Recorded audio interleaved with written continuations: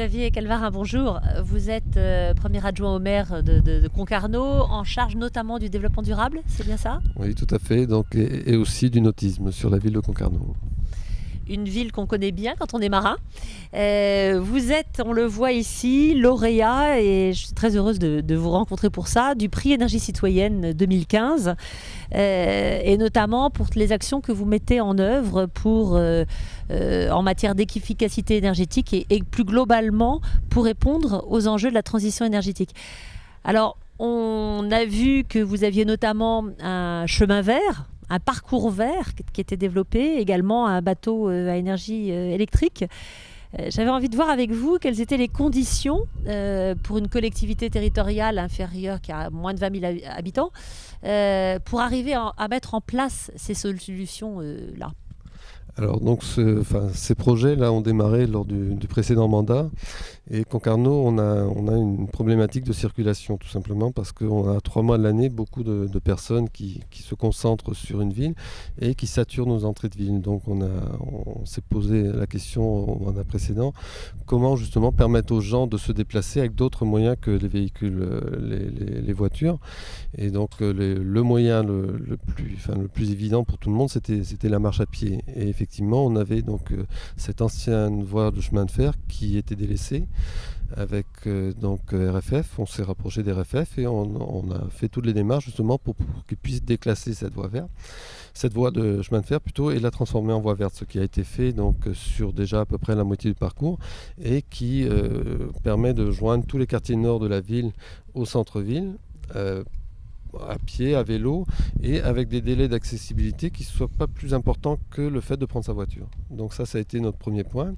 Et ensuite, on a à peu près le tiers de la population concarnoise qui vit sur la rive gauche de Concarneau aussi, et pour laquelle on voulait justement favoriser le déplacement par un ancien bac du passage, donc un bateau qui avait déjà une trentaine d'années, et mettre un bateau cette fois-ci qui soit plus convivial, plus performant, et surtout qui, une voie énergétique quand même, respecte un petit peu plus les dégagements de CO2, donc il est minore. Et donc même on est en train avec notre responsable du développement durable là, maintenant d'étudier la capacité à produire maintenant cette énergie, parce qu'on utilise de l'énergie électrique pour ces bacs, et on aimerait que cette énergie même à terme soit produite sur des toitures de la ville. Donc voilà un petit peu notre raisonnement au niveau de la ville et au niveau de l'équipe municipale, quoi. Oui, ce bateau, il a une particularité aussi, il n'est pas uniquement électrique, sa toiture aussi est développée par l'entreprise Kairos, le chantier du navigateur Roland Jourdain qui est en biocomposite. Pour vous, c'est un moyen d'aider cette entreprise aussi à avancer dans les biomatériaux. C'était quoi cette... Alors c'est un des premiers marchés publics que l'on a passé avec une clause environnementale. Donc c'était pas encore dans les habitudes de la ville, on essaie de le faire de plus en plus. Et donc dans les critères de choix qui avaient été retenus, justement ce critère laissé à l'appréciation des gens qui proposaient leurs produits était aussi important pour nous. On voulait donc d'une part favoriser donc des produits impactant le moins possible la planète, et d'autre part essayer de voir si au niveau des circuits courts on n'avait pas dans notre proximité immédiate des entreprises capables de nous répondre sur ce point-là. Et donc l'entreprise Alterne qui a fait le bac s'est associée justement avec l'entreprise Kairos pour nous proposer un produit qui justement sur une partie au moins de celui-là avait été conçu de manière à respecter ces clauses environnementales, ce qui nous a séduit au niveau de la commission des marchés, quoi. Alors revenons aux conditions pour que tout ça puisse se mettre en œuvre. Il faut donc des objectifs, et un peu de vision. Vous parliez aussi des marchés. Est-ce que vous pouvez insérer dans le cahier des charges, on va dire, voilà. Qu'est-ce qu'il y a d'autre? C'est facile de convaincre les citoyens de s'engager dans cette transition énergétique? Alors c'est facile, on va dire qu'une fois que les projets ont été livrés, on a quand même une adhésion des citoyens. Par contre, c'est vrai que certains projets comme l'aménagement de pistes cyclables que l'on essaie de développer sur la ville se retrouvent souvent en concurrence avec des places de stationnement par exemple, et on est obligé d'avoir une action pédagogique, on le fait en conseil de quartier et autres, et ensuite malgré certaines réticences, parce qu'il faut savoir qu'il y a quand même une réticence, on valide quand même ce type d'aménagement.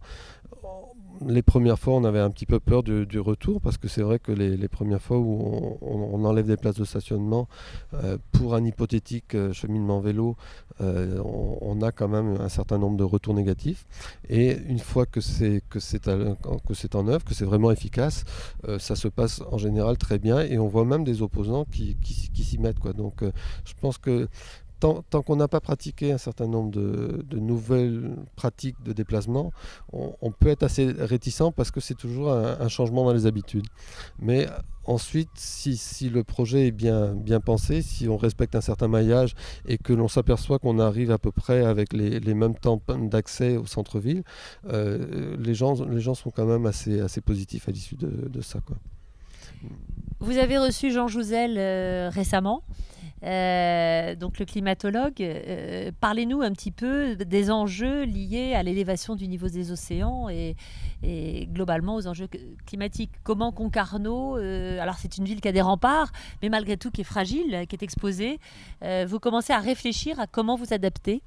Alors là, effectivement, on a eu le plaisir de rencontrer Jean Jouzel la semaine dernière, en début de semaine, pardon, et il nous a confirmé un petit peu ce qu'on a pu constater, surtout l'hiver dernier, justement, avec donc ces grandes marées combinées avec ces coups de vent, hein. On a eu 9 dépressions, dont 3 qui ont été classées comme tempête. Et sur la ville, on s'est rendu compte que ça a un impact sur les protections de la ville. Il faut savoir qu'on a eu plus de 200 000 euros de dégâts. Et ça a un impact aussi au niveau des habitants, parce qu'on a plusieurs quartiers qui se sont retrouvés inondés. C'est constat que l'on n'avait jamais fait. On a vu donc la digue de protection du port de Plaisance franchie pendant plus d'1 heure par les vagues, alors que c'était jamais arrivé, quoi. Donc l'élévation du niveau de la mer, c'est vrai que là on avait une concordance entre les vents, la marée, etc. Mais c'est un constat. Les anciens de Concarneau voient bien que comment il y a des choses qui changent, quoi. On a eu ces 9 dépressions en un hiver, alors que dans les décennies qui précédaient, on avait ça on avait 3-4 dépressions en hiver, quoi. Donc on a un renforcement quand même de ces phénomènes que tout le monde le constate, quoi. Donc est-ce que vous commencez à réfléchir à un plan d'adaptation? Alors les plans d'adaptation sont surtout au niveau de l'urbanisme. Au niveau de l'urbanisme, c'est vrai qu'on est sur une ville qui existe de longue date. Elle n'a pas été bombardée comme d'autres villes lors de la dernière guerre. Donc elle est encore avec des maisons qui ont été faites assez proches des milieux de travail, hein. C'était les sardineries et c'était le port. Et on est en train de maintenant se poser la question justement de tous ces dégagements de manière à permettre d'éviter les inondations. Les protections aussi des centres-villes, ça nous oblige à avoir des moyens techniques permettant de compenser un petit peu ces élévations, et on est tributaire de tous ces moyens-là pour garantir aussi au centre-ville pour l'instant de rester à sec. Alors par contre, si on parle de 30 ou 40 cm d'élévation du niveau de la mer, ce ne sera pas suffisant, donc il va falloir que l'on l'inclue dans nos réflexions, quoi, ça c'est clair. D'accord, et pour l'instant, il n'y a pas de plan plus réfléchi que ça pour ramener éventuellement une population plus dans l'arrière-pays ou... Donc on applique les nouvelles règles, hein, de construction, quoi. Et on développe bien sûr ce qui est plutôt protégé. Maintenant le centre-ville, il est là, quoi. Il faudra faire avec, et on a aussi une des presqu'îles là, qui a une partie de ces habitats qui se trouveraient menacés s'il y a une élévation du niveau de la mer. Mais malheureusement, je pense qu'on a tous vu l'hiver dernier qu'on ne pourra pas lutter. On sera peut-être obligé de déclasser certains quartiers pour reloger certaines familles. C'est ce que l'on a vu en Vendée. Arrivé à un moment, on n'a plus la capacité justement à contrer l'océan. On l'a constaté de façon... C'était tellement flagrant l'hiver dernier, quoi. Merci à vous. Merci à vous.